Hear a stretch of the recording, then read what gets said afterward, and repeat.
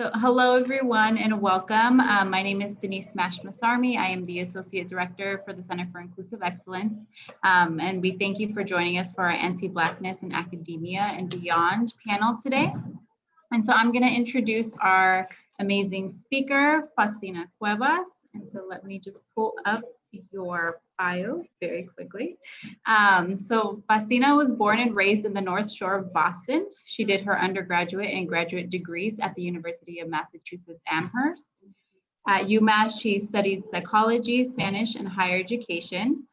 Being a first-generation college student and a woman of color opened her eyes to the inequalities that exist in the education system for people with marginalized identities.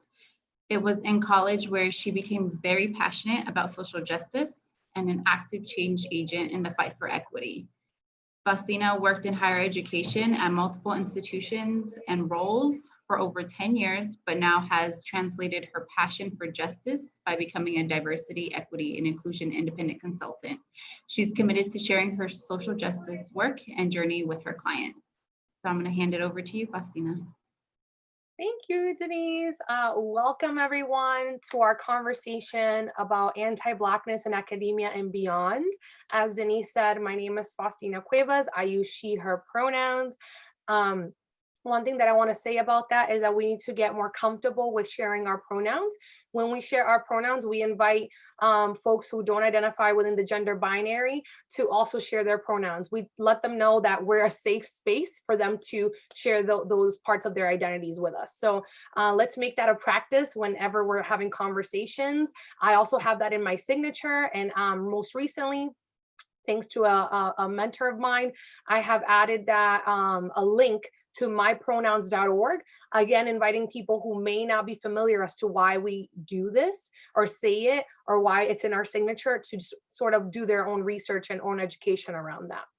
I have the pleasure of having a dialogue today with amazing colleagues and just people who care about this work and that are passionate about that. So I will in a second introduce them. So welcome everyone. Thank you again for being here. Thank you Regis College Center for Inclusive Excellence for having us. So again, my name is Faustina. I'm an independent diversity, equity, and inclusion consultant. Today, we also have Dr. Daryl D.T. Henry. Currently, Dr. Henry is a director of TRIO at Bristol Community College. Just want to give a quick little bio about Dr. Henry and who he is. In 2016, Dr. Daryl D.T. Henry successfully defended his dissertation research on effective strategies for recruiting African-American males into undergraduate teacher education programs. I want to read that, by the way. 2 years later, in 2018, DT joined Regis College as an admission and education recruiter for the Regis Diverse Educator Scholarship Program. Since then, he has expanded his role to work with the Regis College/Boston Public School Partnership, increasing undergraduate diversity recruiting and mentoring current students. In addition to his role at Regis, Dr. Henry is a director of TRIO at Bristol Community College in Fall River, Massachusetts. Prior to his leadership in TRIO, Dr. Henry was an academic advisor at Dean College, where in 2015, he implemented strategies that increased the retention of football student athletes by 50%. That is amazing. He is also a professor of criminal justice, sociology, organizational behavior, and served numerous roles in higher education, including residential life, me too, student activities, student support, technology, and instruction. His professional goals are to help implement innovative solutions through educational workshops, presentations, and sharing best practices.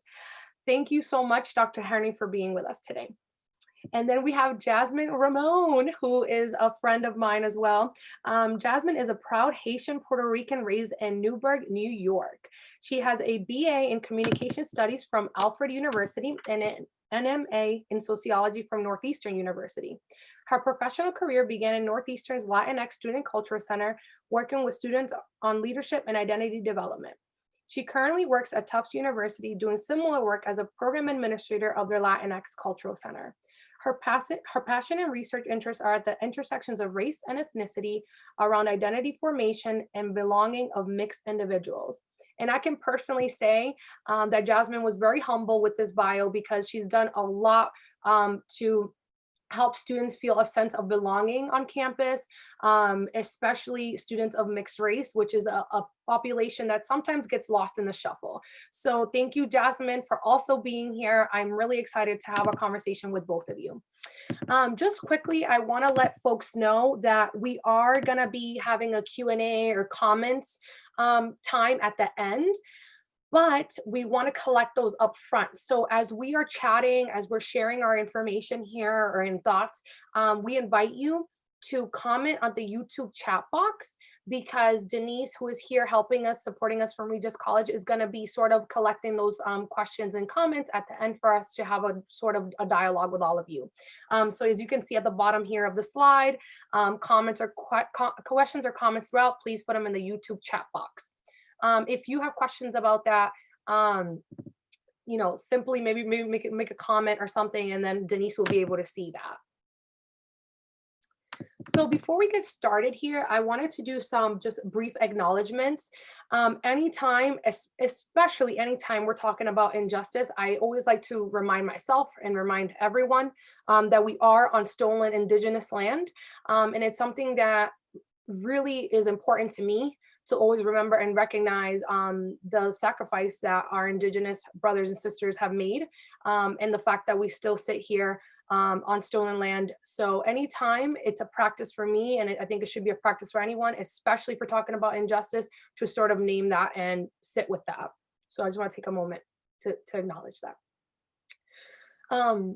I also want to acknowledge that anti-Blackness and colorism disproportionately affects those with a darker complexion than myself.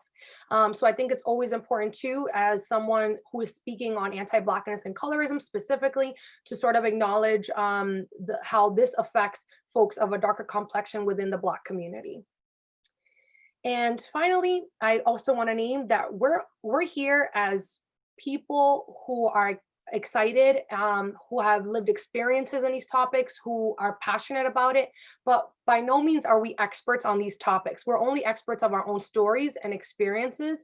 So I just want to name that, if you came here, I'm going to listen to these experts talk about, these two topics. I just sort of want to name that we're only experts of our own stories and lived experiences and what we know and what we research and understand about these two particular topics, but recognizing that we're also learning and that there's a lot that can be discussed, because we are a very diverse community, and it would be tough for us to sit here and say we know everything, because that's not necessarily true. So why is this important? Why are we talking about anti-Blackness specifically? Being aware of policies that disproportionately affect the Black community within academia is really important, because this sort of shows up in multiple ways. And thinking about dress code and hair, I remember when I first went out of grad school, my first job interview, I was sort of told by a trusted colleague, oh, you probably shouldn't wear your hair natural. You shouldn't wear your big fro. You should probably like straighten your hair or wear it back in a bun, because that's more professional. And that sort of stayed with me for a long time, because basically what they were saying is anything, that would indicate Blackness, which my hair, my fro, as an Afro-Latina, I have a big fro, anything like that would be unprofessional. So that sort of stuck with me. And then how do other people sort of have that preconceived notion or bias towards people who wear their hair natural or dress a certain way? So these are things that sort of show up, right? They also show up in academic policies within higher education, representation in the classroom, right? When you are the only person of color in a classroom, or the only Black Indigenous person of color in a classroom, those are a lot of things that sort of speak to how anti-Blackness shows up. And then in departments too, representation, whether you're at the staff level or faculty level. Are you the only one, or are you one of two that are people of color and Black Indigenous people? How does that look like? How does that impact you and the way decisions are made? In order for us to build a more inclusive and equitable world for everyone, we need to believe that Black Lives Matter and consistently push against systems of oppression.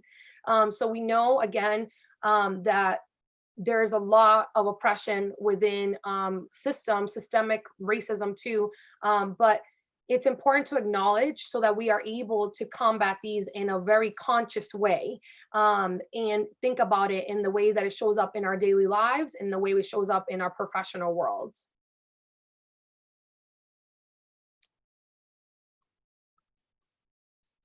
So again, we want to frame sort of our conversation here. So we're gonna talk about colorism really quickly. So colorism or shadyism, which is another, they're sort of used interchangeably, describes prejudice or discrimination against individuals with a dark skin tone, typically among people of the same ethnic or racial group. It's important to know that colorism cannot exist without anti-Blackness, right? Because colorism sort of is a symptom of anti-Blackness. We discriminate, or we have bias toward people who are lighter complexion because of our own internalized anti-Blackness. It impacts all parts of the world, including Latin America, East and Southeast Asia, the Caribbean, and Africa, among a few. Those are the ones that sort of stick out when we sort of think about colorism. And again, thinking about pigmentocracy and anti-Blackness as a symptom, again, or in collusion with colorism. Those things cannot sort of exist without each other. Okay. So anti-Blackness, what is anti-Blackness? So anti-Blackness is overt racism, prejudice, and or discrimination targeting the Black community. It is also masked as covert systemic racism and policies, which in turn impact the socioeconomic status, health and education, and overall well-being of Black people. There's many ways that this can show up. There's many segments of our society that this can show up. Just a few are academia, healthcare, housing, the criminal justice system, and many more. I want to just talk about a few of these, and then I'm going to pass it on to Jasmine and Dr. Henry to share sort of their perspectives of how anti-Blackness shows up in some of these segments of our society as well. So academia, again, thinking about policies and practices that leave out Black students, Black faculty, Black staff. Again, this could look like how you even do your hair, right? Or being questioned about your attire, being questioned about your hairstyle, or being left out of conversations when we're talking about policies. One particular example I can think about was when I worked at the University of Minnesota. We had a teacher education program, and I think Dr. Henry would appreciate this. We had a teacher education program for elementary education, future educators, and we got a lot of diversity through the transfer process. But we were noticing that a lot of students would complain about the fact that they had to find an equivalent course, which was the entry level course, and was the course that we sort of weed students out. You know, there's always those courses like you need to take this course in order to pass, in order to enter the program. And we were doing a disservice to students. We were realizing we weren't getting a lot of BIPOC students or Black, Indigenous people of color through the program, but heavily we were not getting Black students. So we had a conversation with faculty. We were able to acknowledge that this was a barrier for a lot of our students who wanted to take this first course at a community college and then transfer over the credits. So when we were talked through that, we were able to figure out you know, how to sort of get rid of this policy that was really omitting a lot of students of color and causing a sort of a problem in the program. So by looking at that, sort of verifying why do we even have this policy, no one could answer actually why we even had the policy. So it wasn't a big deal.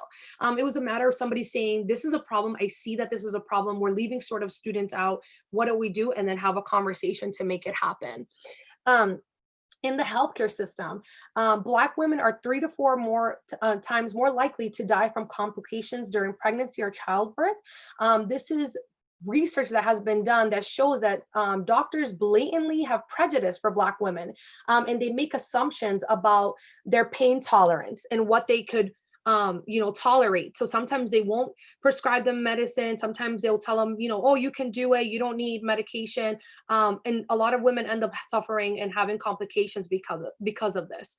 So a lot of assumptions that are made there.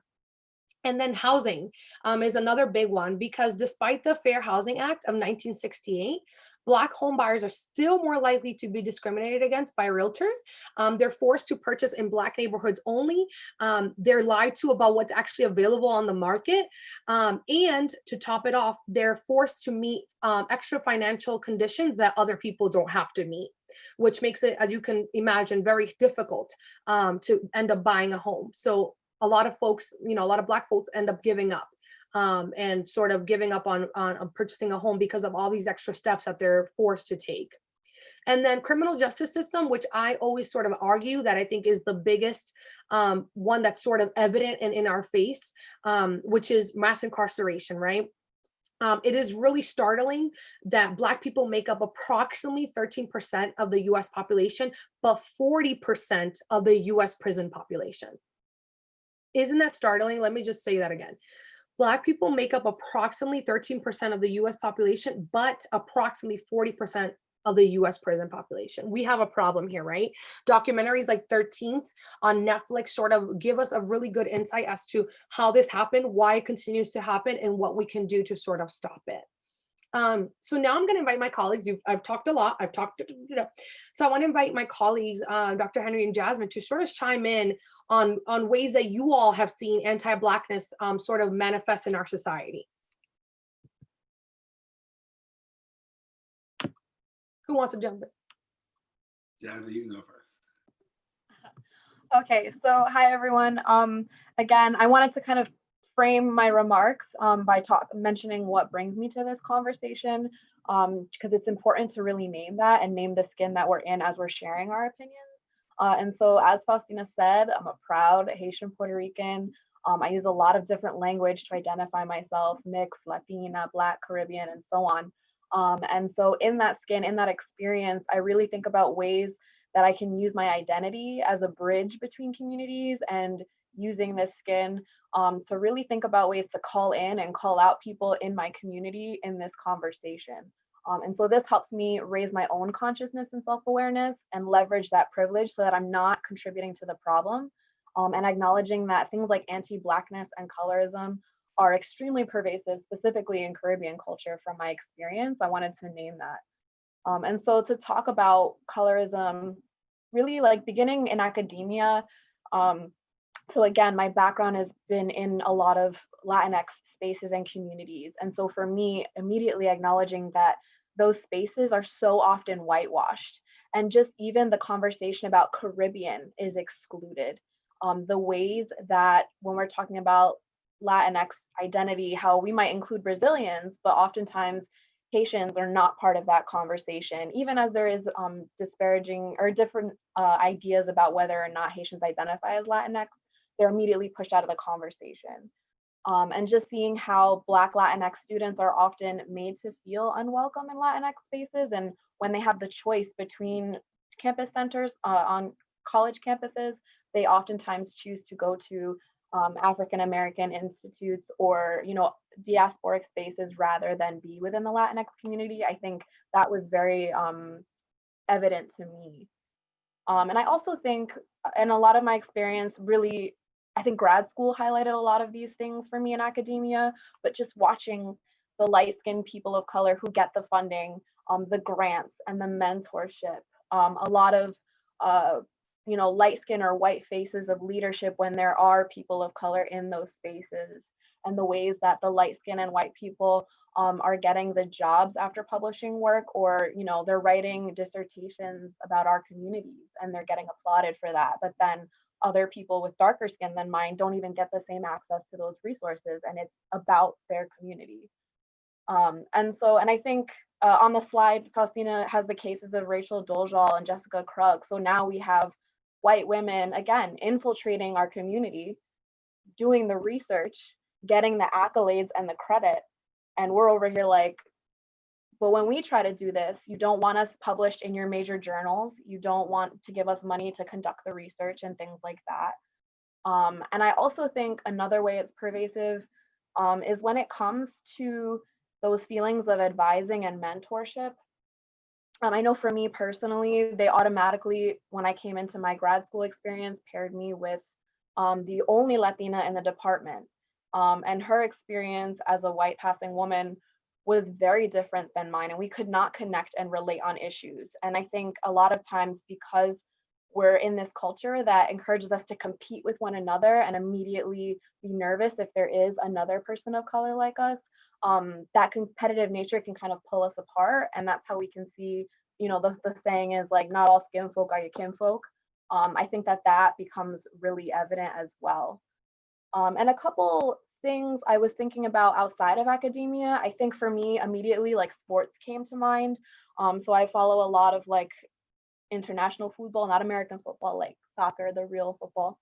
But just even thinking about how those World Cups play out and a lot of the major tournaments, immediately one player that came to mind was Mario Balotelli. He is a Black man on the Italian soccer team, the national team. The way he's treated, you have fans throwing bananas at him and shouting all kinds of horrible epithets. The same thing is true when fans watch the Honduran team play. It's typically a darker skinned team, and this is within Latin America, and they're still having the same colorism, racism, and slurs and things thrown at them just by virtue of being in their skin and playing a sport that is supposed to unite all of us as people.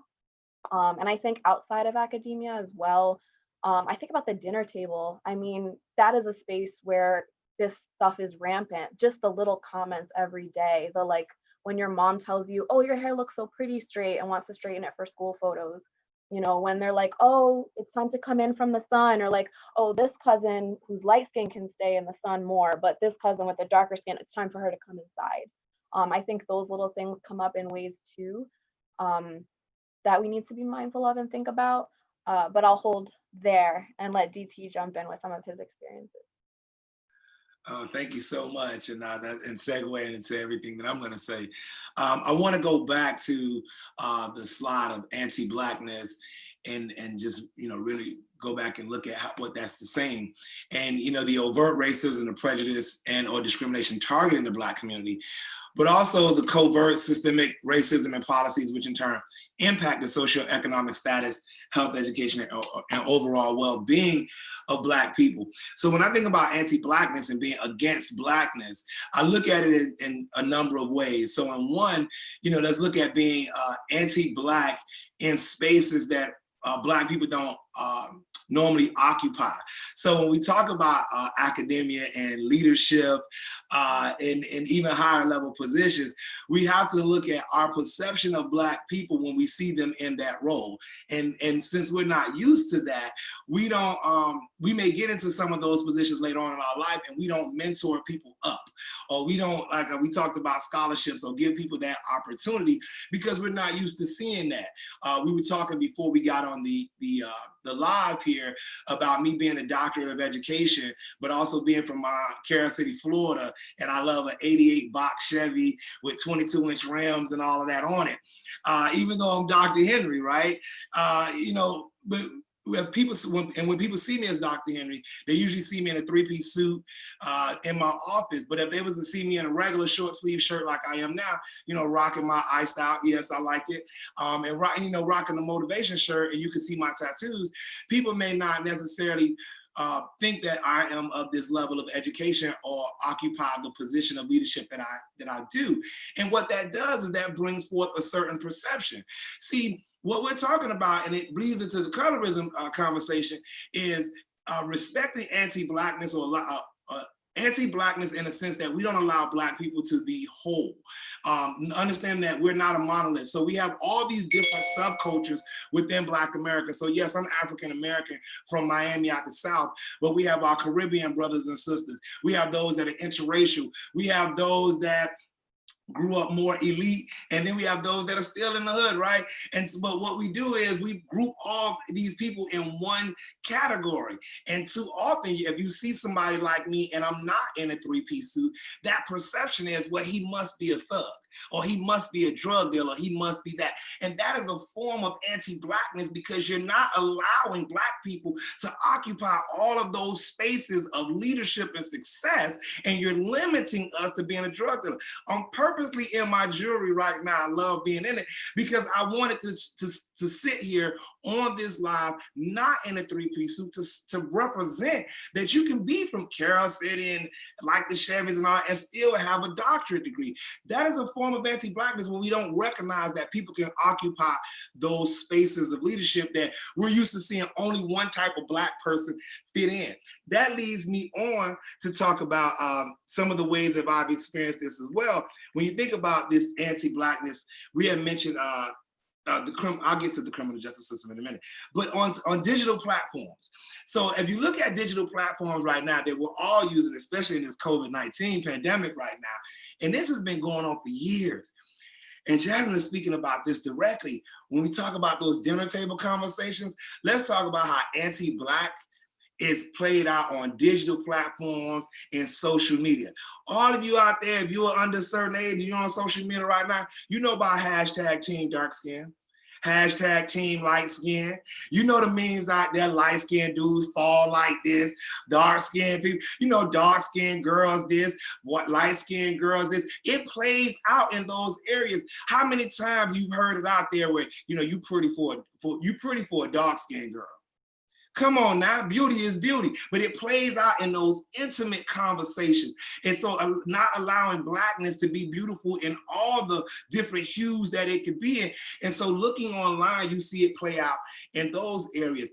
Also, this anti-Black intellectualism, right? So there's this space where we feel that if you're Black and you exemplify some level of intelligence, and all of a sudden now you're acting white. Even white friends will tell their Black friends that speak intelligently or speak a proper and more into the mind of the life of the mind, that, oh, you're so white, or I'm Blacker than you. And, you know, so that is a form of anti-Blackness against intellectualism and not recognizing and letting us be that, you know, occupy that whole space of anti-Blackism. And then the last space I wanted to talk about, where I see this a lot, is mass incarceration in the criminal justice system. I have a master's degree in criminal justice from Bridgewater State, and I studied felony disenfranchisement. See, a lot of people out there thinking maybe, you know, what the ones that are locked up in prisons.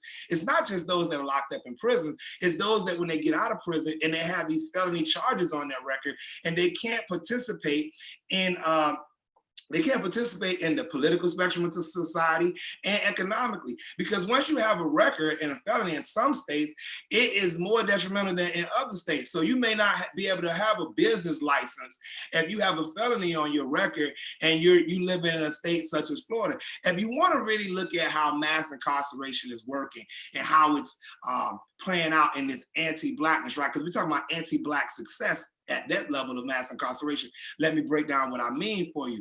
If you look at the marijuana laws right now, I'm from Miami, Florida. I got up here in 2006. In 2008, they decriminalized marijuana in Massachusetts. So that meant, you know, you could ride with an ounce of marijuana, you only got a ticket. Now we're at a recreational level right now. That's 12 years later. So if you look at Massachusetts and all of the teenagers and kids that might have tried drugs and everything, they weren't facing getting locked up by the police and getting a record. You take it down to South Florida, in the South, where majority of Black people aggregate, those states don't have those kind of laws. So you're getting locked up in the South for having one bag in the car or one joint in the car. And then you look at mass incarceration and say, well, why are these Black folks getting locked up? Well, the laws are different in the states where people are white. If you look at marijuana right now, in the states where it's predominantly legal or recreational somewhere, those states are predominantly white majority states. So looking at it economically in anti-Black and anti-Black success economically, even if the government decides to legalize an industry like marijuana, there are so many states that are predominantly white that got a 10-year head start on us. So I'll stop right there and we'll continue on, all right? I don't even know what to say. Like, Dr. Henry just went, Carol City's in the house. Like, I can't. This is amazing. Yes, thank you both so much. Just amazing perspectives. I think it's really important for us to sort of investigate the ways that you have seen these things show up. So please comment in the YouTube chat box. I'd love to just see those comments coming in, and so that we can share them a little bit later, because you may have experienced some of these things that we're talking about. You may have seen some of these things that we're speaking on. You may work in one of these systems and be sort of looking at it from within and trying to dismantle it from within and being frustrated at the roadblocks that you're hitting. So I purposely wanted to put, you know, to have this quick conversation around people like Rachel Dolezal, Jessica Krug, and Stevie Vitolo Haddad, right? These are only the ones we know of, right? We're sure, you know, I'm sure there's more. And for folks that might not recognize these names, these were white women who were pretending to be women of color, Black women, Caribbean women, Latinas, like you name it, they took on these identities, were able to thrive and sort of make their way to the top using said identities. You know, one of them even had a diversity scholarship that she won. Okay, so it is frightening that these folks were able to sort of navigate the system and take on these identities. And I think it speaks to something that Dr. Henry had mentioned around, you know, team light skin, team this, whatever, hashtag whatever. Right? It's our own bias towards whiteness, right? It's our own deeply rooted idea that white is better. And sometimes we don't even know we're doing it. Sometimes we don't even recognize it because it's so deeply ingrained in us. It's been taught through the media. It's been taught in our upbringing, sort of like what Jasmine said, around like, get out of the sun, straighten your hair, right? These ideas of like, if you get too Black, you're no longer worthy, you're no longer beautiful, you're no longer some of these other things. So our own bias allowed some of these things to happen, right? And that's sort of controversial to say, right? I had I got into sort of a dialogue with someone around this, right? Because they were like, well, it's not anyone's fault, it was their own fault. Absolutely, these women need to be held accountable, their titles need to be stripped away, etc., etc. But I question, how did this happen, right?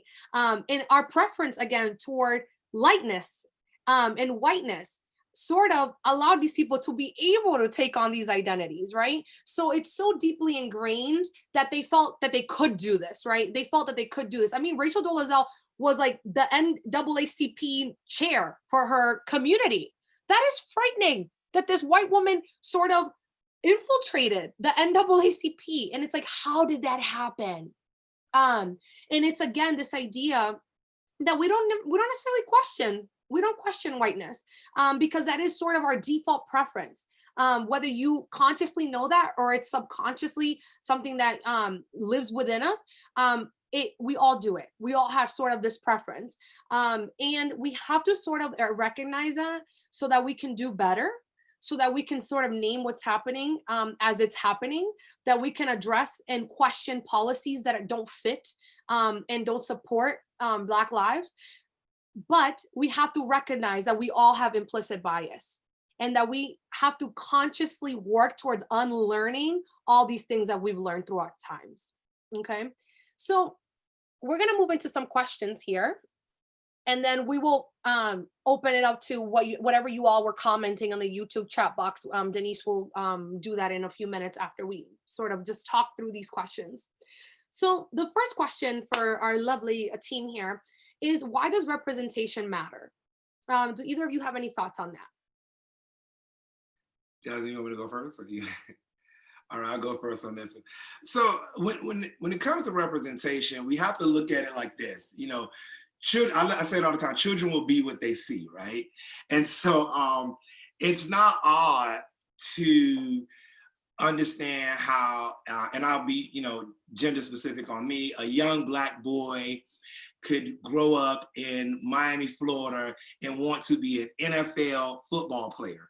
When you look at any given day on Sunday, 230 approximately players in the NFL are from Florida. It's about 45% of the players are from Florida. If you turn on the television on Saturday morning and you can watch college football all day long, and you'll see numerous of Black men, young Black men, succeeding, being interviewed, being loved by the crowd.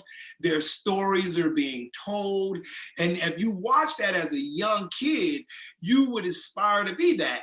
It's not odd to aspire to be that. Then you see them in the NFL and they receive the big check, and then they, can buy their mom and everything and do all the stuff that they want to do. And hopefully they don't go broke in 5 years. As a young Black male in Miami, Florida, it's not odd for you to imagine me wanting to desire to be that. But if I told you that as a young kid, I wanted to study dolphins or oceanography, or I wanted to be an electrical linesman, or if I wanted to be a chemist or work at NASA, where would I look on television to find an example that looked like me, that could guide me through the stages? Because see, with sports, I can see what LeBron did in high school. I can watch high school basketball on TV. I can watch college basketball. I can watch NBA. So I can see the stages and the work that I need, because they interview Steph Curry and talk about the 1,000 shots he used to take in the gym. He was, who was with him shooting in the gym back in the day. You could see all that. All right, y'all got the Drake reference. So, you could see that story and that guidance, right? But if I wanted to be a doctor, if I wanted to be these things, who would I look to in media to say, I'm going to follow such and such path? I'm going to follow their path. So when you look at it, representation matters so heavily in all areas, because to see it, to be it, you have to first see it. Now you can imagine it too and just reach for something that you never had, which is great as well. But representation allows you to see these people look like me and they're being successful. So maybe I could do it. And it's so important that we bring that out. And too often what's happening is that we are being represented in our lowest. So you see a lot of stories about the hood. A lot of stories, but you don't see a lot of stories about the middle class or the super intelligent professor that's out there, studying dolphins. I know somebody that does that, so it's always on my mind. Or we don't talk about, the Black scientists. And I asked everybody, if you ever watched The Big Bang Theory, where is the Black nerd on The Big Bang Theory? So representation matters on that larger scale, but also when you look more deeply into the everyday interaction that we have in spaces of academics, right? Where as educators, we are tasked with developing and cultivating the minds of the youth, up until the age of 18. So when we look at something like the education system, and let me rephrase that, the education industry, because we look at all of the industry and we see how we need to diversify that, right? So, it's been great that, Regis College has come along and we were able to develop the Regis Diverse Educators Program, the full tuition scholarship, because we were able to understand that, you need those professors and teachers and learning specialists and paras and in K through 12, middle, elementary. You need them in the classroom to understand sometimes what a student is going through before the learning even starts, to be able to speak to them in different languages, to understand that let me rephrase this, to understand that the Jamaican 8-year-old in your class does not have the same experience as the African-American 8-year-old in your class, all right? Especially depending on when they came over here, and just how they learn. So understanding those experiences. So representation matters so much, because we have to provide those mirrors and windows for our youth to see that they can go into these spaces that, we haven't been in for years. And that's not, there's nothing wrong with that, right? And so we have to be courageous enough to say, okay, we're going to set forth this initiative or with this platform, because we know that representation is important. And a good example of that is RDE, what we're doing with that. So yes, thank you, Dr. Henry, because mine sort of relates to that, right? Again, as an advisor for a pre-service teacher program for elementary ed students, I hear you on that. And it was really tough for us to sit here and say, well, what do we do? Because clearly if these students aren't becoming teachers, then our next generation is not going to see themselves in the front of the classroom. And that, like you said, that sort of trickles into the college level too. When I taught college level classes, one of the first questions I would ask students is like, how many of you am I the first teacher of color or the first woman of color you've ever had in your college career? And for the most of the time, it's the majority of the class would have their hands up. And for those that had their hands down, it was sort of like a moment of this is important and we need to acknowledge, like, I can't believe this is the first time I'm in this sort of setting with someone that is, teaching differently and understanding sort of like where I'm coming from. Because again, cultural competence is also part of this. Having that intercultural communication skill set is very important to understand different perspective and basically engage and connect across difference as well. So absolutely, representation matters. And I love the conversation about representation across the board, not only in education, but in the sciences, in the medical field, and the criminal justice system. A lot of these things would hopefully be more aware and be more known to us if we had people that were in these sort of sectors of society to bring awareness to that and say, this is happening. We can't allow this to happen. And these injustices are happening every day. And it's tough when you are like the only or whatever, the tokenized person and within a community that's working in these sort of sectors. And that's also not necessarily fair. So when we mean representation, we don't mean just hiring one person, that's racially different or gender different or sexuality, whatever it is. We're talking about changing the landscape of the system and saying we need to radically look at this and say things need to change.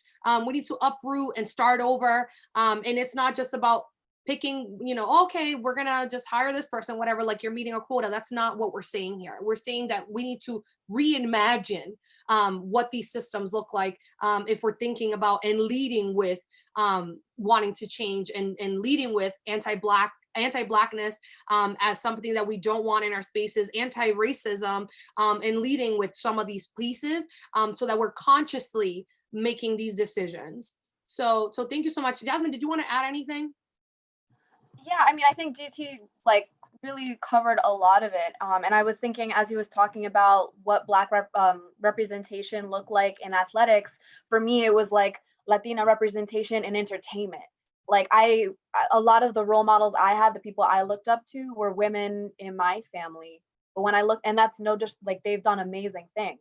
But then when I look in the media, when I'm consuming media, they tell me, oh, if I'm a Latina, if I'm Haitian, Puerto Rican, then my, the limits of what I could do is sing, which I can't do, or dance or act. And I think that really also narrows that focus of what you think is possible. And I think to kind of pick up on what Faustina, what you were starting to say, I think especially for us with light skin though, when we're talking about representation, you need to shift the perspective of what representation looks like, because we're at a time where representation for people who look like us, like me, is increasing. They're there, they're in the room slowly. It's slow and depends on the space, but they're starting to be there. But we can't just stop there. I think we need to expand our perspective of what representation is to, well, are there queer people in the room? Are there differently abled people in the room? Are there Black people in the room? And I think this happens to me a lot of times when I'm in these conversations with people who share identities with me. They're like, well, why do you care? Like, you don't, like, we look like each other. What's the problem? And I'm like, but that is the problem, that this space looks the same. We still look the same. Diversity isn't even, it's not 10 Latinx people in a room with no white people. It's not 10 Black people in a room with no white people. It's, maybe one white person. It's a mixed space. And I think once we start thinking of representation in that way, once we start normalizing difference, I think that's where we can bring about those conversations that are more challenging, that bring about better ideas, that stimulate more creativity and different viewpoints, that have outcomes that are more accessible for everyone too. So I think that that's really important to think about for those of us with light skin privilege as we're considering representation and why it does matter. I say a lot of times, like, my success means nothing if I get to the top and nobody looks like me. So I live by the code of leaving the ladder down, because the point is, the minute I get my foot in the door, we got to bust the door wide open and bring all my people with me. So I think that's where my thoughts were going with regards to representation. And I'm glad that DT really covered a lot of the, like, what it means to see someone and identify with them and want to strive for what they have. Thank you both. Yes, absolutely. We're going to move on to the next question here. What does internalized anti-Blackness and colorism look like? I'll give a quick example. I had a conversation with someone. We were talking about when you call on, you know, if you're teaching a class, like who do you constantly call on? Who don't you call on? And really thinking about why is that, right? And it's like, oh, well, this person always has the answer, or they always have their hands up and things like that. So who do we default to as well? What's our default? And thinking about default, not just only, again, if you're an educator in the classroom, just in any sort of sense, who do we default to? And how does our anti-Blackness show up in that sense as well? I'll hand it off to one of you. Jasmine. Jasmine, I'll give you this one first since I went first before. Great. Okay. Yeah, so I think for this, I'll share my own personal anecdote that for me really summed up all of this, and I blew my own mind, honestly. My first semester, freshman year of college, I had a white roommate who really liked to tokenize me in a lot of ways. And so one day, her other friend who happened to be white was in the room, and she was telling this friend what my identities were. And her friend looked at me and was like, oh, you're Haitian, so you're like Black. And the look of disgust on her face was so intense that my reaction was like, oh, no, no, no, no. And from that point on, I could not stop thinking about this interaction. I kept thinking about my mother, the Black woman who carried me, who has raised me. I thought about the family gatherings that I saw and like the difference of shades in those spaces. And I think from that point on, I really had to start grappling with what I had learned about myself and what I understood about Blackness. And I think that really changed the game for me, because when you have light skin, you have the privilege of being able to opt in or opt out of Blackness in a way that our dark-skinned siblings do not. And when you recognize that I walk through this world as a Latina, people interact with me as Latina, it makes sense in their brains when they see me and they, are taking in what I look like. That's how I'm socialized. It is a conscious decision on my part to identify as Haitian first, to claim my Black identity. And again, recognizing it's a privilege. So I think for me, that's a lot of what that internalization is. It's not wanting to claim it in the first place if it is for you. And again, I one other term I'll bring up too is featureism, that I don't even have features that we typically associate with Black people. My hair is not, it's not 4C, obviously. I'm looking pasty in this virtual light. So I think like acknowledging those things in my lived experience have helped me in my own process of self-awareness. And I really think starting inward and working your way out is where you can unlearn and relearn and start embracing your community. And I want to be clear that claiming Black identity doesn't mean that I go busting into Black spaces and taking over the leadership positions and being president of the Black student organization and like running all these things. No, it means telling myself that I'm welcome in those spaces. It means recognizing that, again, my darker skinned siblings might be wondering why I'm there, and allowing myself to remain present, to sit in the discomfort if they're not immediately welcoming, to show them that I'm here to stay, that their fight is my fight, and that I know when to lean in and share my thoughts, and when I know when I just need to be present and listen. And I think that's a lot of the work. I would also say a lot of this for me, the running theme too, I think is about policing identity.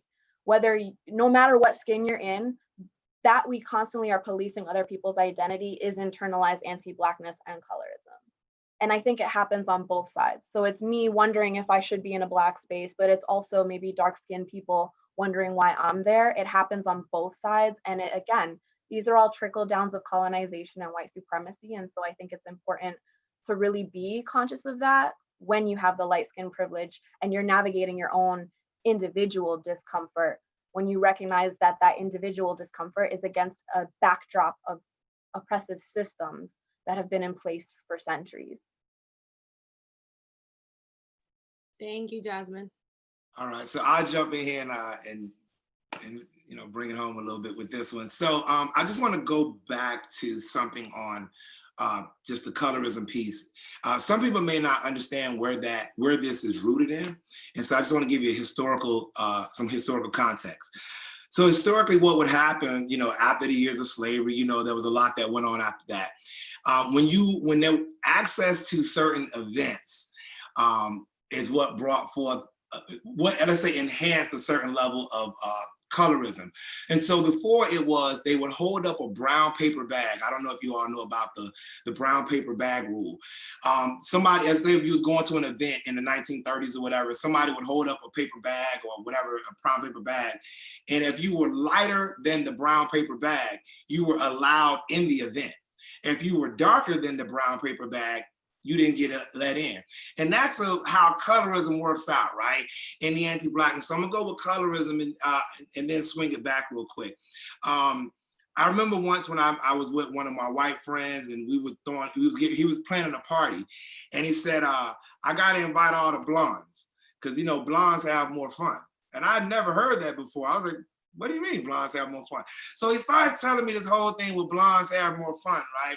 And I know some of the people out there, non-Black people, y'all know what this is because it's in your culture, you get it. And so what he did is then he went on to create his invite list. And what I recognized is he based that was based off who he invited, right? Like blondes, brunettes, this and that stuff. And so when you look at the colorism that's going on around us, how does that impact who we invite?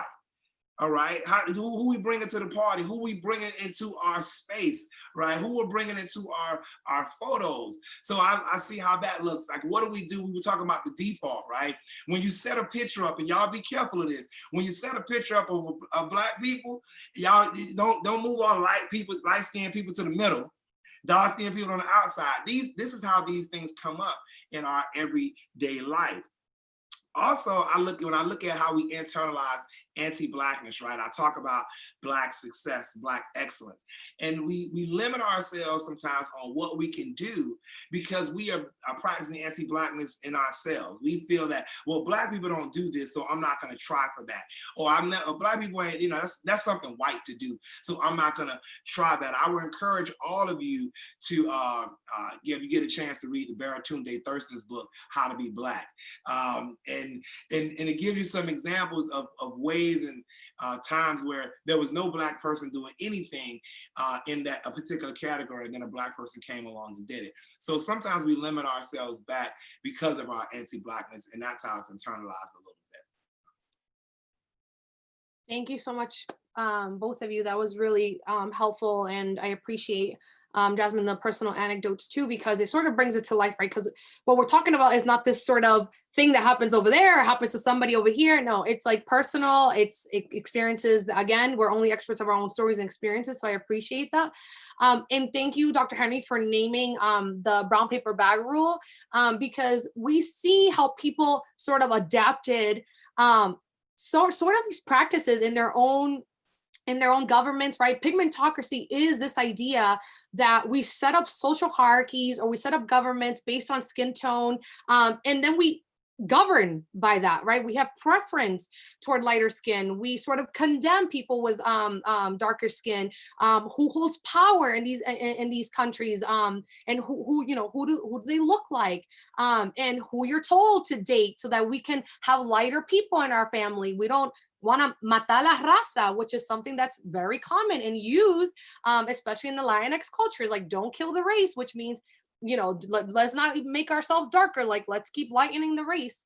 So all these things definitely have historical context, post-slavery, and some of these things were adapted by other countries too.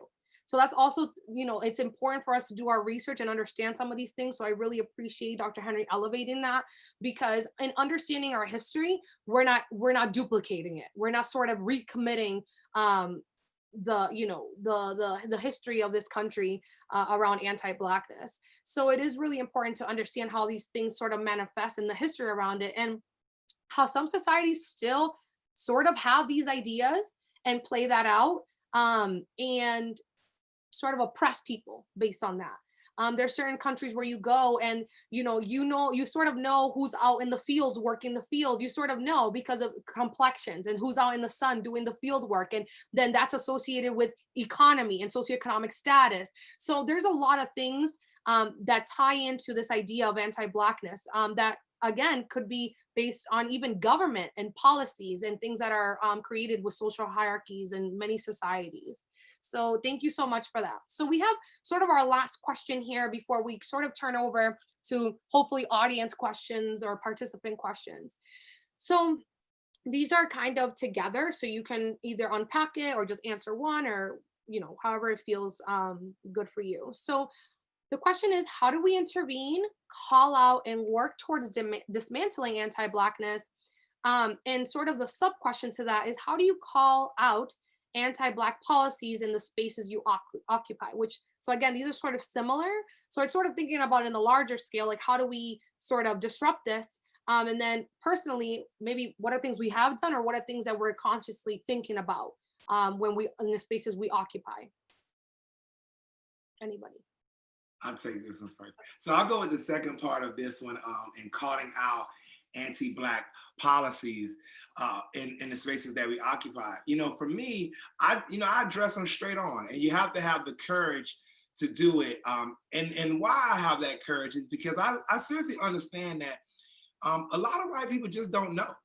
And because if you grow up in this society and in this education system, they're not teaching you all the history of how the country got to where it is. It's sort of like when you learn how to beat the tax code. None of us learned it in school. You had to learn it on your own somewhere else. and that's how it works out, right? And so there's times where when I see something happen in the space that I occupy, I simply just call it out on the person, because I'm okay with educating them. And I let me phrase something before I say that. Dr. Naheem Akbar, a Black psychologist, his field area is Black psychology. We can talk about that later. He said there's 3 ways to change a person that's racist. One is you give them information. Some people need an observation, and then some people need an experience. So I always try to use that as my bar of measurement, right? So if somebody's doing something, or I see something in the space that I'm occupying that's anti-Black, I can talk to that person. They might just need information. I'll give you an example. I was a tech specialist at a K through 12 school a couple of years ago. I came in on a Saturday to do some work, and I had a do-rag on my head. I had a wave cap. I had my do-rag on my head, hat on a hat, walked in. A guidance counselor said to me, "What you doing with that gang thing on your head?" I said, "Oh," I said, "You don't know this is a wave cap." She said, "No, the gangs wear that." Took it to the office, hopped on Google, showed her what waves are about. Shout out to all the wave builders out there. I know y'all got the 360 waves rocking. I could explain that to some other folks later. But when I explained to her what a wave cap really was, and it was actually for maintaining your hair in a certain way, styling your hair, she had no idea that that's where it originated from. So sometimes when you're calling out these things, you have to recognize the person that you're talking to. They may just not have information. They may, some people need the experience of opportunity. You got to show them something. So I just tackle it head on, but I don't approach it with judgment.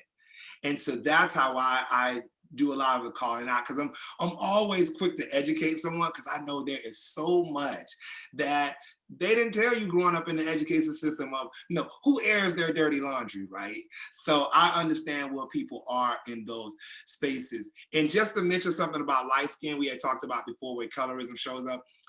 Bleaching of the skin is a way that colorism shows up, which is sort of ironic, where you have Black people that are bleaching their skin, and then on the other end, you have white people that want to tan to be a little bit darker. So it's like the world got us all confused. It's very interesting in that way. So that's where I am with calling out people. So I'll sit down from here. Thank you, Dr. Henry. Really quick, I challenge some of us who know that colorism exists within our families to open up, your medicine cabinet and see what creams are in there, because I can guarantee there are some skin bleaching creams in there. I'll just say that. And again, it is really ironic how, right, like people who are dark want to be lighter, and then vice versa. And it's, again, what is our society telling us? And how are people who do want to be darker or are tanning or doing all these things to sort of assimilate or get, have a blacker features or whatever it is, how are they sort of co-opting and then not necessarily being there for Black lives, but they want to co-opt identity, culture, appropriate, et cetera, et cetera. So thank you, Dr. Henry, for sort of naming some of those pieces. And then Jasmine, do you have anything else? Yeah, I really appreciate those examples. One thing I was thinking about is really like calling in versus calling out. And again, like I preach a lot about your own level of self-awareness, because you can't start correcting people until you know yourself. And I think sometimes we fall into the trap as we start coming into information where we can talk about the system, but we can't place ourselves in it. And I think that distinction can be dangerous, because then you're over here telling other people how to live their lives, not recognizing what you might be perpetuating. And I also think that when it comes to intervention, it's important to figure out, again, doing that self-work, knowing what style does work for you, so that you can get into the habit of that, whether it's just when things come up, saying, like asking those right questions, like, oh, what do you mean by this? Or what are you thinking about with this? I think that's important. I think for me, again, my identity as that bridge builder, it's easier for me to call in and be like, look, I get it. You and I look the same, but here's the problem when there's not other people in the room. Like, how can we continue this when we're not even bringing our families into the conversation, our younger siblings, our, cousins up and coming, whoever, our community members. I think that's important to think about as well. I also think something that I've been thinking about a lot, policy is tricky, right? Because a lot of times when we think about laws and policies, they're not written in a way that is explicitly discriminatory a lot of the time. It's the individual actors and their biases that play out things in a way that then become anti-Black. And so I think that's another thing to keep in mind in that process, because if you go straight to the policies and read them and take them at their word for word value, it's easy for people to be like, oh, well, see, it's fine. It's all good. It's fine. When it's not. So I think, and then I think an example of that would be hiring, for example. There's no law that says, like we'll say, like, it's not like, oh, like you have to hire people or don't hire people based on their race. Like, those are familiar. But if you're only promoting jobs in one specific medium and that has an audience that is not diverse, then technically you're still discriminating. It's just in a roundabout way. So I think really being reflective and being mindful of how we're acting out on policies is important. I think, again, doing the self-work, leveraging your privilege to call people in, naming who's in the room and who's not in the room is really important sometimes as well. Thinking about how your personal experiences shape the work that you do in any field, really, I think is also some things that are really important. Thank you, Jasmine. I want to add to that real quick. I really appreciate you talking about the hiring process, because we all need to hire. Every field needs to hire. So hiring is really a really important one. And beyond providing implicit bias for your search committees, which everyone should do. If you are going to put a search committee together, everyone should go through implicit bias training, because I have been on search committees where I have to literally fight for Black candidates because one committee member is just stuck on like the years of experience or something so small where we can translate different work, right? So maybe this person did community work and that sort of translates into the years of experience. Like we can sort of negotiate some of this because the experience that they're bringing is unique. It's different. It's going to sort of open up our lens and perspective in a different way.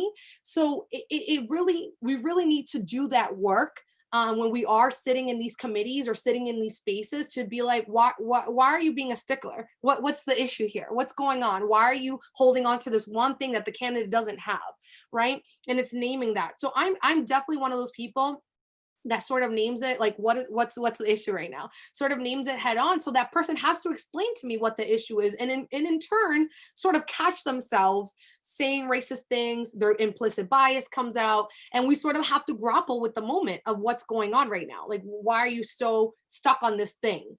So it really needs to be named directly. It needs to be handled and grappled with in the moment.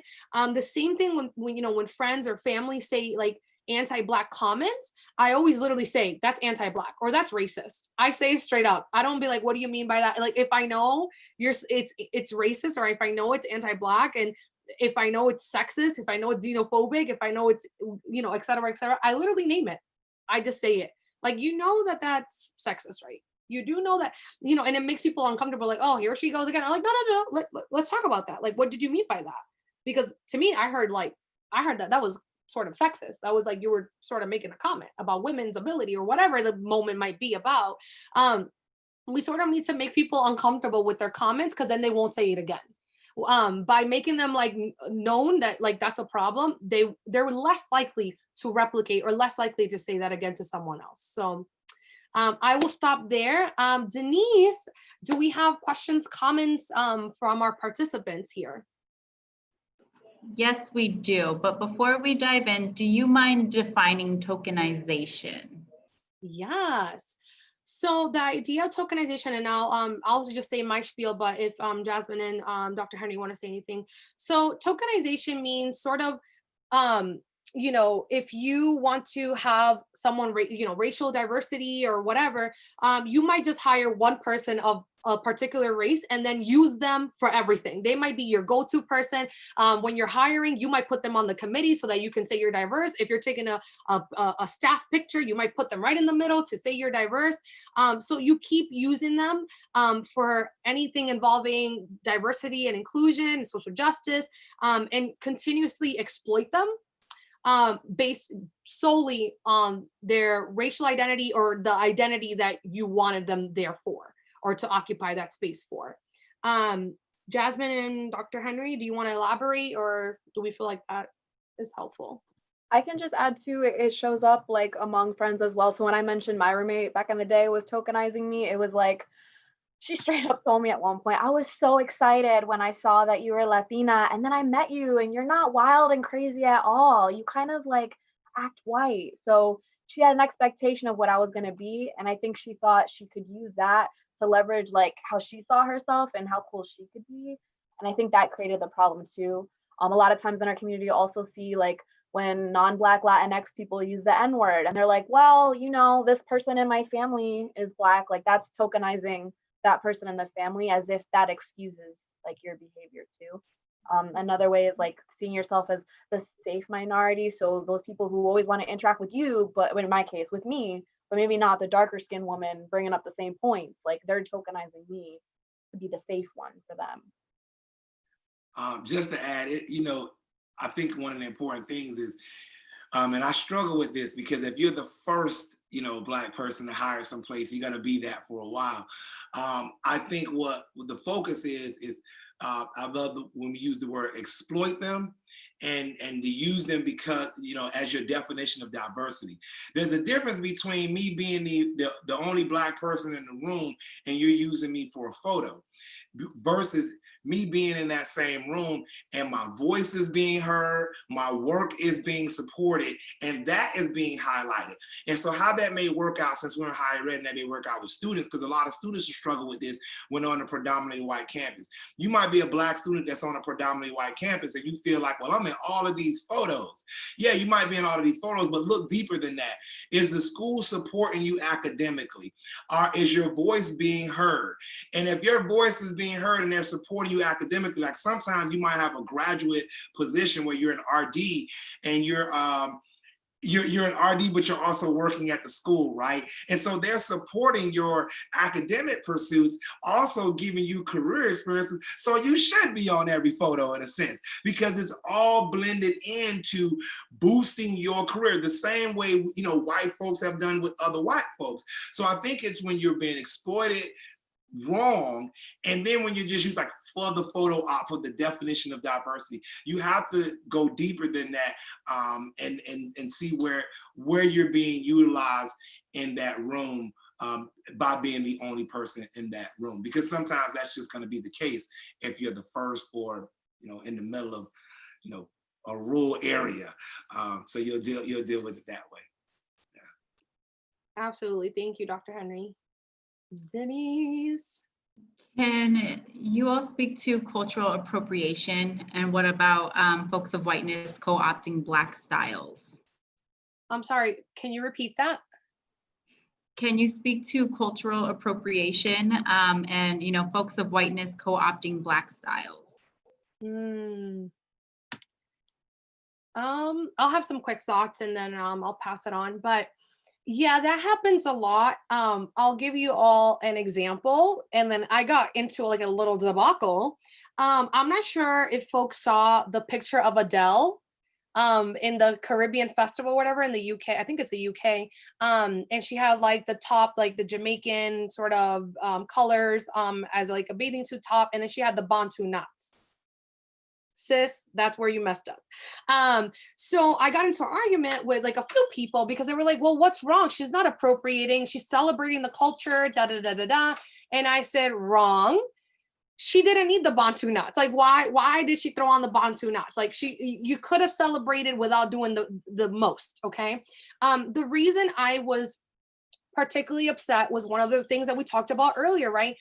Black women being able to wear their hair natural and wear protective styles like Bantu knots, that would be considered inappropriate or unprofessional in the workplace. Yet, if a white woman does it, we're celebrating it, we're applauding. And I'm talking about, it was people of color that I was arguing with, by the way. It was my own people that I was having arguments with, because I'm like, they're like, well, we don't see anything wrong. She's celebrating the culture. She's like, whatever. It doesn't look like appropriation. I'm like, let me tell you, if you do investigation about how Black women are treated and how the conversation around hair, then you're gonna know why this is wrong. She could have done it without sort of appropriating a hairstyle that is traditionally worn by Black women as a protective style. Again, there's so many layers here. Like, I wish I could walk into work with Bantu knots. I can't, because they're gonna be looking at me sideways. They're not gonna understand. There's gonna be conversations I have to have. Yet if Adele does it, we're celebrating it. And I think there's something really wrong with that, that we need to sort of have, grapple with again, because it be our own people. So I'm gonna pass it on to my panelists here.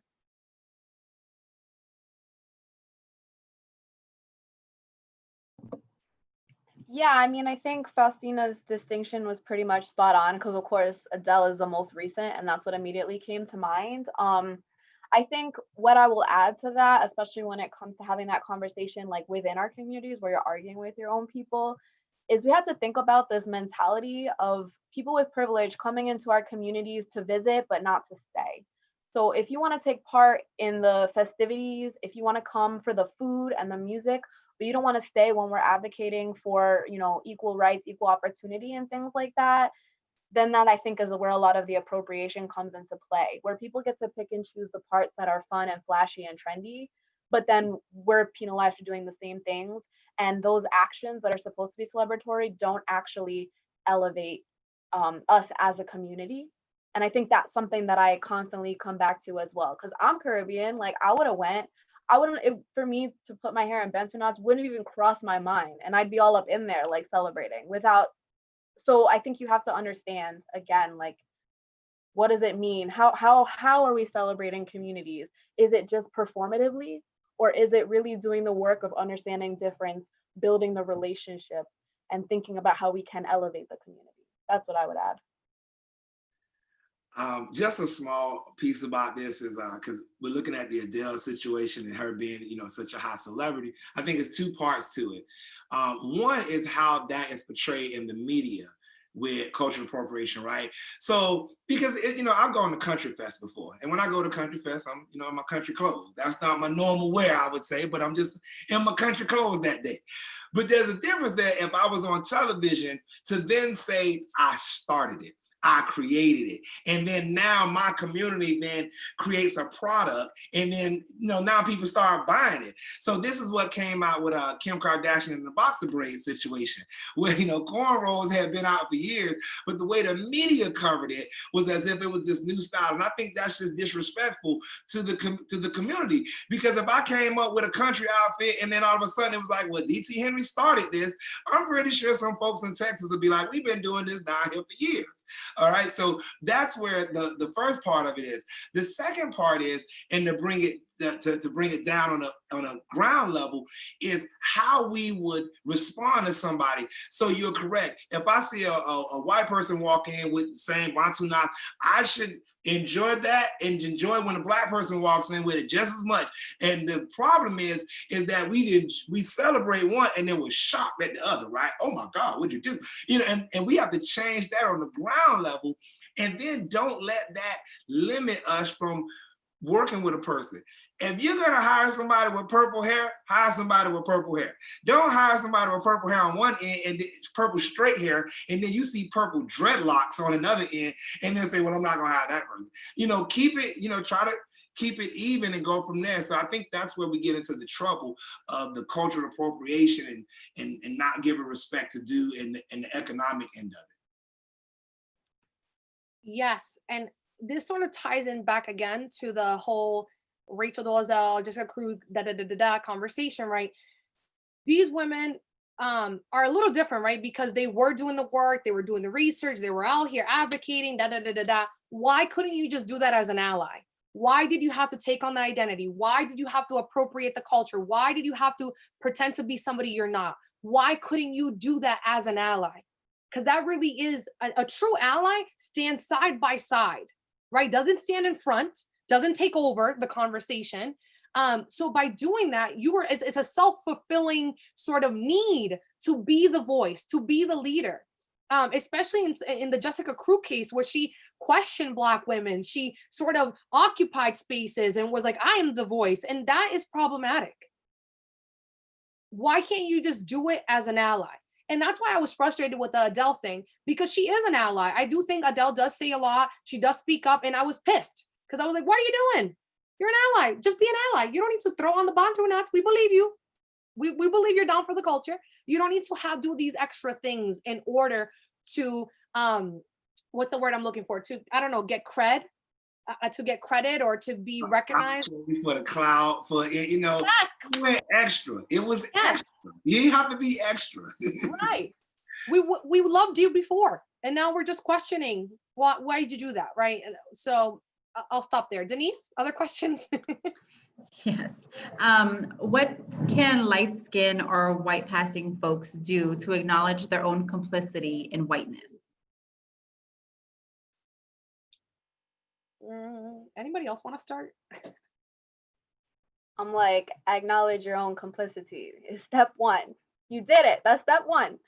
No, I do think that you have to work through the discomfort that comes with that acknowledgement. I think that, and again, for me, I have that Haitian identity that helped me lay claim to Blackness in a way that I recognize others might not. But for me, it was putting myself in Black spaces, again, acknowledging that it was going to be maybe uncomfortable for me because I wasn't used to it. But slowly working to build those genuine relationships where then I could understand. And I do think that there's a power in proximity, as long as you're cognizant of it. So for me, I'm always like, I can understand this experience because of proximity, because I grew up going to the grocery store with my mom. I see how people look at her. That's my proximity. And so it enhances my empathy, but it also doesn't allow me to then take the place of that person and say, well, I know what it means because I'm this and I'm that. So you have to really be cognizant of doing the work, of doing like Googling is your best friend.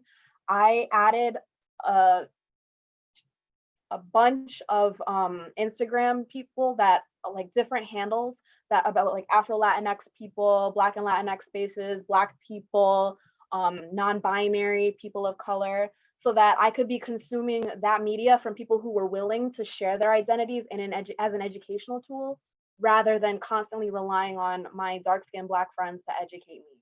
And when I was in situations where the Black friends that I had made took the time to call me out, I didn't ask of them more like, oh, what do you mean? Like, explain this to me. No, I went back and Googled it on my own, did my own research, and learned to apologize for the missteps and make a commitment, and have that apology be the commitment to not continuing problematic behavior.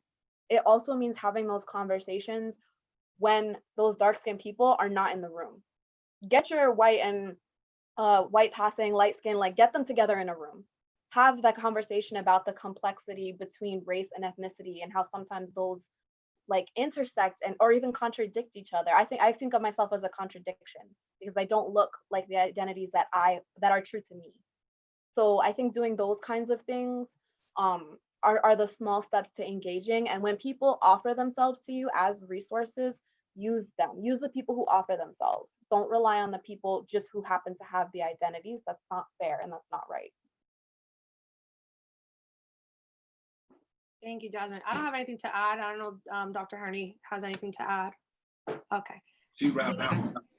Yeah, that was beautifully said. Denise? Yes.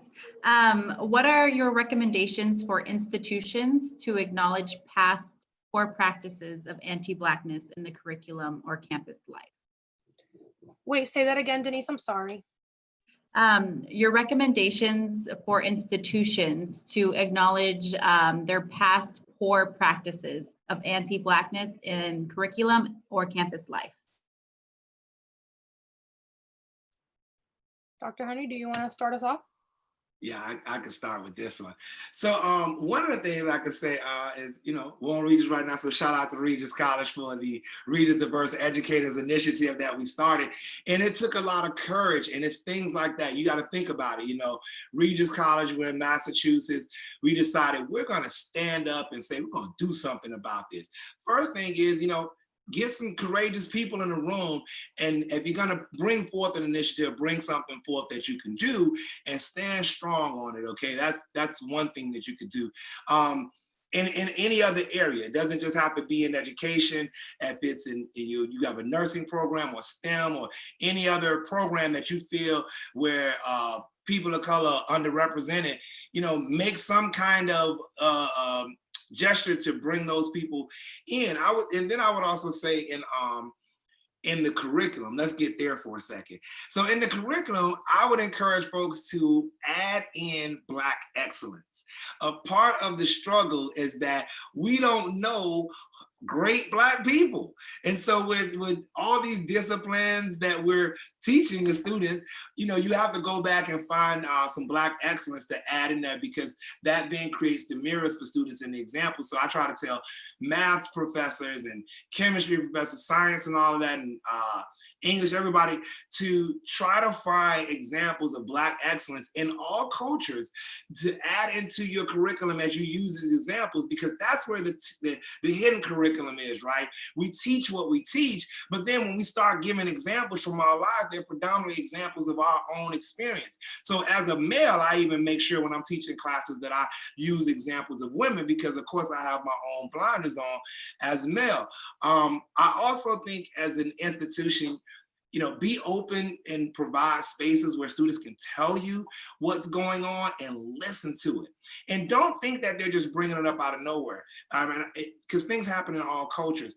We can have a whole nother conversation about this, but as much as we were talking about colorism within the Black community, I like to remind a lot of people that there's some stuff that goes on in other communities. Some of y'all out there know about Team Blonde and Team Brunette, Team Redhead. Y'all know about all these things. So those types of conversations and situations that are going on in your community, we're not lying about those going on in our community. So you have to create those spaces in higher ed where students can talk about that and be honest, because they may be experiencing microaggressions in classrooms, in the residence halls, on their teams, and they don't have anyone to talk about that with, or a space just to share what's going on, so that an institution can then make a decision or an effort to make change. So open up that space. Thank you. Jasmine, you want to add anything? I think I really appreciate what Dr. Honey just said. And for me, it's sort of like Dr. Honey said, listen to students, but then do something with what you heard. I've been in those spaces, right, where I'm sitting with students as they're sharing this, right, as they're sharing their sort of stories and repeatedly, right, by the way, right, reliving trauma time after time after time. I'm like, this is like the third focus group that we've done. So students keep repeating the trauma. So one, don't force students to have to repeat their stories and their trauma. Listen the first time and then do something about it. Whether they're telling you that they want a resource, whether they're telling you they want more diverse staff, whether they're telling you that, they want to create a new program to benefit their own communities, whatever it is, listen to students. I think so much, we always have these conversations at the admission level, like, oh, we need more racial diversity and we need this, we need that, without thinking like, is our institution ready for this? Are we ready for the racial diversity? Because that's usually the problem, is we want to enroll more students from Black, Indigenous, people of color backgrounds, but then we don't want to do the work when they get here. We sort of make excuses as to why they're not succeeding, as to why they're failing out, as to why they're struggling, as to, oh, they must be exaggerating about the microaggressions they're experiencing in the classroom. We start making excuses and sort of blaming the victim, right? We sort of blame the students for them not succeeding. But then we applaud the few that are resilient and they're thriving, and we sort of celebrate them and be like, well, so-and-so is thriving, who happens to be the student that does everything on campus, by the way, right? They're on every committee, they're the president of 100 clubs, and then they're the sort of the exception. They're like, look at this person. And then they invite them to be everywhere. And then we forget that there's a bunch of struggling students behind this one student that we're sort of uplifting. So I think that we need to sort of investigate how we receive information and where does it go? Does it reach the top? Is the person that is able to make decisions actually listening and is able to be at the table when students are sharing? Like, what does that look like? Is sort of my question. How do you investigate that? Is it people in the multicultural spaces are the ones listening to it? Because we listen to this all day, every day. I used to work in a multicultural space. We don't have power. Who is listening to these students is really a big question that we need to ask and investigate. I just want to add one thing too. As administrators on campuses and staff and employees, just to my white non-Black people, stop letting the media tell your story that everybody grew up rich, because I know all y'all didn't, and you grew up in some spaces and places that that you may not be, people may not be able to see by looking at you, because this perception works in reverse too. And sometimes you need to share that more with your students, where you came from and what you've been through, so that we can understand it. Just because we may not have the same skin tone, we've been through some similar struggles. I always say all my Black friends aren't poor, all my white friends aren't rich. So I would say share those stories too. Don't sit up in the spaces that you occupy right now, just as it is. Yes, intersectionality, people, intersectionality. Denise. Yes. Okay. So we have to wrap it up. But can you all give some closing thoughts on safe spaces and how to create them? Safe spaces on how to create. I really like what Dr. Henry just said, right? Sharing your story, whether you think you don't have a story to share or not, you do. It's funny because anytime I've facilitated conversations around like these sort of topics, and I pair people up and I tell them, oh, tell a story about something that you struggled with in your childhood or whatever. I'll usually have a lot of white folks that will be like, oh, I don't have a story to tell. And I'm like, so you didn't have anything you struggled with growing up? And I sort of have to unpack. And it's usually because, specifically white folks who are allies, they sort of think like, oh, well, my struggle is not as big as your struggle. And like, I just, it's not, I just don't feel comfortable sharing. I'm like, well, again, intersectionality matters. And that's sort of how you're able to recognize like, oh, wow, you also lost your mom at a young age or whatever, or you make those connections with people. And they're, that humanity piece is sort of restored. And that's where you start with people, right? Is recognizing another person's humanity, which I feel like we've lost as a society completely. It's restoring that, right? And then if you are able to practice that with each other and your colleagues and your peers, you're able to sort of extend that to the communities you're working with the students you're working with the clients that you're working with your patients that you're working with. You're able to extend that humanity. I think in order to create those spaces, again, we need to be vulnerable, we need to share our own stories, and we need to listen.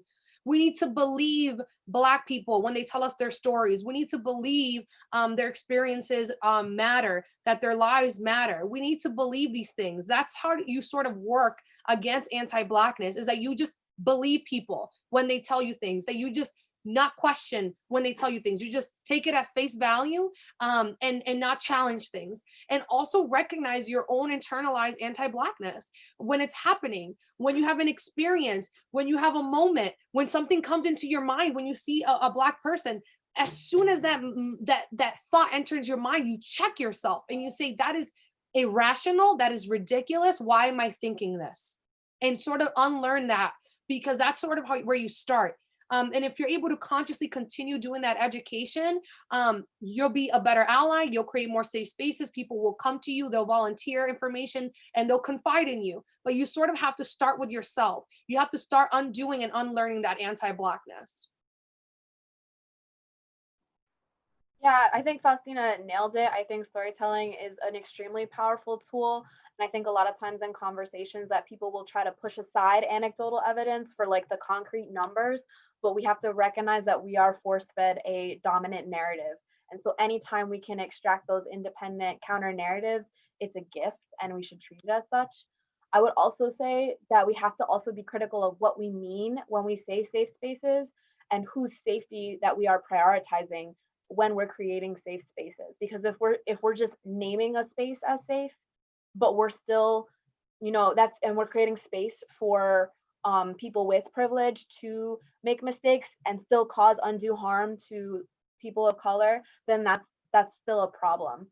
So thinking about being critical of what safety means, thinking about how a safe space can look like prioritizing people of Black and brown people's, I'll say Black people, their comfort over others, and taking that on as an individual is really important. Similarly, when we're talking about the work of being an ally, I don't even like using ally as a noun. It is an ongoing process. So I always say I am practicing allyship. If anything, if I even say that at all, it's for other people to name me as such, not for me to name myself. And so keeping that mind frame as well, that this is an ongoing process, and expanding safe space to the concept of a brave space where we're going to agree that we're going to share our stories here. We're going to agree that if mistakes are made, we will give one another grace so that it happens here in a confined space, but not in other situations that could cause even more harm or cause re-traumatization, traumatization, and so on. They wrapped it up pretty much on safe spaces. To close out, I would just say encourage Black excellence. I'm always about that, create that space where, students have the courage to try and be, something else that they may not identify with. So encourage Black excellence. One thing I say, when you see a tall Black boy, encourage them that they can be a CEO or a judge and not just a basketball player. It comes from the line of Abraham Lincoln saying tall men make great leaders, tall people make great leaders as well. So I would say encourage men to, yes, a presence thing, he said that part. But I would say in encouraging Black excellence, encouraging our boys to be educators, nurses. We're doing some work with that. And if you have some people that aren't part of the Regents community, you want to know more about that, you can talk to me about increasing our nursing majors and what we're trying to do with our males in that major, or our Regents Diverse Educators Program, where we give full tuition scholarships to students to major in education. And if there's any teachers or parents out there from Boston and you're looking at finishing your degree and you want to get involved in this work in the classroom, and you can talk to us about our partnerships with that too. All right. I will really quickly add to not just Black excellence, but Black joy. Like, let's celebrate the accomplishments. Let's celebrate our moments of peace and wellness and mindfulness, the opportunities that we have to just live and not have to talk about this. Those are moments of beauty too. So I want to elevate that joy as well. Boom. Thank you both so much. I'm going to hand it off to Denise. I wanted to say thank you all for joining us today, and a huge thank you to Faustina, Jasmine, and Dr. Henry for sharing your wisdom. We appreciate you so much. Thanks, everyone.